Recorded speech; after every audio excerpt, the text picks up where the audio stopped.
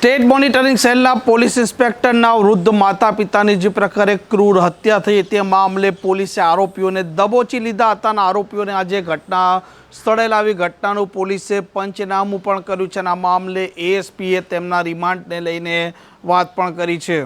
વૈષ્ણવજન તો તેને કહીએ જે પીડ પરાઈ જાનાને રે. નમસ્કાર, આપ જોઈ રહ્યા છો નવજીવન ન્યૂઝ અને હું છું આપની સાથે તોફિક ગાંચી.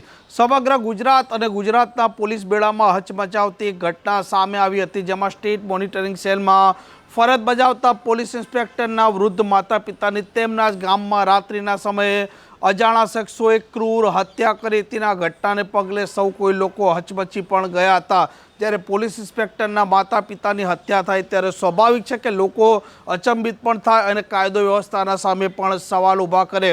બનાસકાંઠા જિલ્લો છે તેમણે લાખણી તાલુકાના આ જસરા ગામમાં આ સ્ટેટ મોનિટરિંગ સેલમાં ફરજ બજાવતા પોલીસ ઇન્સ્પેક્ટરના વૃદ્ધ માતા પિતા રાત્રિના સમયે સૂઈ રહ્યા હતા અને તે સમયે અજાણા શખ્સો ત્યાં આવે છે. લૂંટના ઈરાદે તેમની ક્રૂર અને ઘાતકી હત્યા કરે છે અને જ્યારે મામલો પોલીસ સુધી પહોંચે છે તે કારણસર પોલીસ અલગ અલગ દિશામાં તપાસનો ધમધમાટ ચલાવે છે. 100થી વધારે પોલીસ અધિકારીઓ અને કર્મચારીઓ આરોપીઓને શોધવા કામે લાગ્યા હતા. ગુજરાત અને ગુજરાતના આસપાસના રાજ્યો પણ આ પોલીસે ખૂંદી નાખ્યા હતા અને અંતે આ વરદાજી પટેલ અને તેમના ધર્મપત્નીની જે પ્રકારે ક્રૂર હત્યા થઈ હતી તેના આરોપીઓ શોધી લેવામાં આવ્યા અને આરોપીઓ અન્ય કોઈ નહીં પરંતુ તેમના જ પડોશીઓ નીકળ્યા અને જે પ્રકારે તેઓ અંધશ્રદ્ધામાં હતા, ધનની લોભ લાલચ હતી અને આ કાળી વિદ્યાની જે તેમને ઈચ્છા હતી તે કારણસર આ વૃદ્ધ માતા પિતાના દાગીના સોના લૂંટ્યા અને તેમની હત્યા કરી આરોપીઓને દબોચી લેવામાં આવ્યા છે. અને જે પડોશી જ આરોપીઓ હતા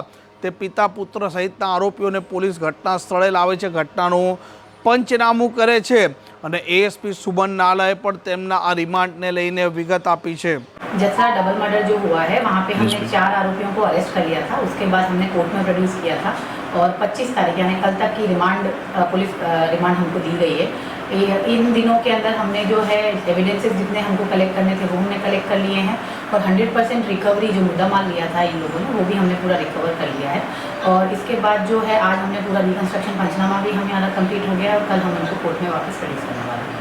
આમ ગુજરાતમાં ચકચારી ઘટનાએ અનેક લોકો છે તેમને હચમચાવ્યા હતા, પરંતુ અંતે પોલીસ જે પ્રકારે ક્રૂર હત્યા થઈ હતી અને વરદાજી અને તેમના ધર્મપત્નીના હત્યારા અને તે અન્ય કોઈ નહીં પરંતુ તેમના જ પાડોશી હતા અને અંધશ્રદ્ધામાં અને ધનની લોભ લાલચમાં તેમણે આ બે વ્યક્તિઓ છે તેઓની ક્રૂર હત્યા કરી હતી. જોકે પોલીસ હવે તેમને દબોચ્યા છે અને આગળની તેમની જિંદગી છે તે હવે જેલના પાછળ જ વીતશે.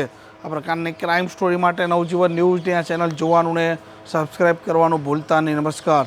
વૈષ્ણવજન તો તેને કહીએ જે